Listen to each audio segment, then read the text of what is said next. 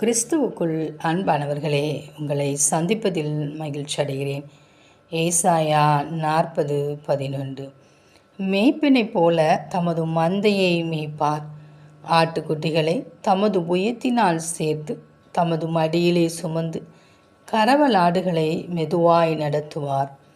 ஆம்பிரியமானவர்களே, நம் தேவனாகிய கர்த்தர் அவர் நம்மை மேய்க்கிற நம்முடைய மந்தையின் தலைவராய் காணப்படுகிறார்.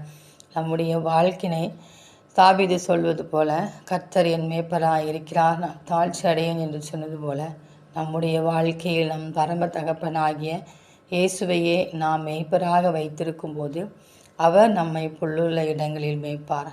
நம்முடைய பலவீனங்கள், நம்முடைய சோர்வுகள், நம்முடைய இயலாமைகள் அனைத்தையும் அவர் அறிந்து அவர் நம்மை அவருடைய புயத்தினால் சேர்ப்பார், தமது மடியிலே சுமப்பார். கறவலாடுகளாக இருக்கிற நம்மை மெதுவாய் அவர் நடத்துவார். அவரிடத்தில் நாம் சென்று கற்றுக்கொள்ளும் போது அவருடைய நுகம் மெதுவாயும் அவருடைய சுமை லகுவாயும் இருக்கிறது என்று சொன்னது போல, அவர் ஒவ்வொரு நாளும் நம்மை அருமையாய் நடத்துவார்.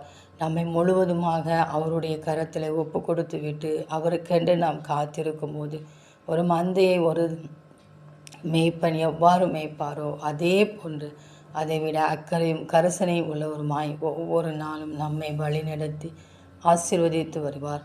அந்த தேவனின் அன்பு கரங்களை நாம் பற்றி கொண்டு அவரோடு கூட வாழ்வோம். ஆமேன்.